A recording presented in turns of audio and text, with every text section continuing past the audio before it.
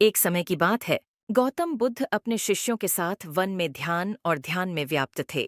उनके शिष्यों में एक युवक था जिसका नाम अंगुलिमाल था। अंगुलिमाल एक विकट और हिंसक राक्षस के रूप में जाना जाता था।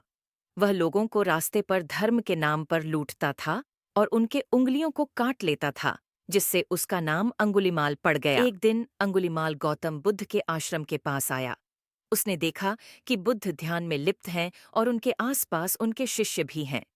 अंगुलिमाल ने तुरंत उन पर हमला किया, लेकिन गौतम बुद्ध के शांत और प्रफुल्ल चेहरे ने उसे चौंका दिया। बुद्ध ने अंगुलिमाल को ध्यान में बनाए रखते हुए कहा, बेटा, तुम्हारे क्रोध और हिंसा का क्या फायदा है? क्या तुम्हें अपने अधर्म का एहसास नहीं है? अंगुलिमाल चौंक गया और उसका दिल उसकी अज्ञानता और अहंकार से भरा हुआ था। उसने बुद्ध के चरणों में गिरकर कहा, प्रभु, मुझे क्षमा करें। मैं आपके आगे अपने पापों की प्रायश्चित्त करना चाहता हूँ। गौतम बुद्ध ने उसे ध्यान और ध्यान का मार्ग दिखाया और उसने अपनी अधर्मिक जीवन शैली को त्याग दिया।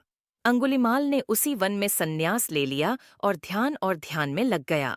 इस कहानी से हमें यह सिख मिलती है कि भलाई और सत्य का मार्ग हमेशा मित्रता और धर्म के माध्यम से ही मिलता है, और अहंकार और हिंसा का पथ कभी भी सच्ची खुशियों और आनंद का स्रोत नहीं बन सकता।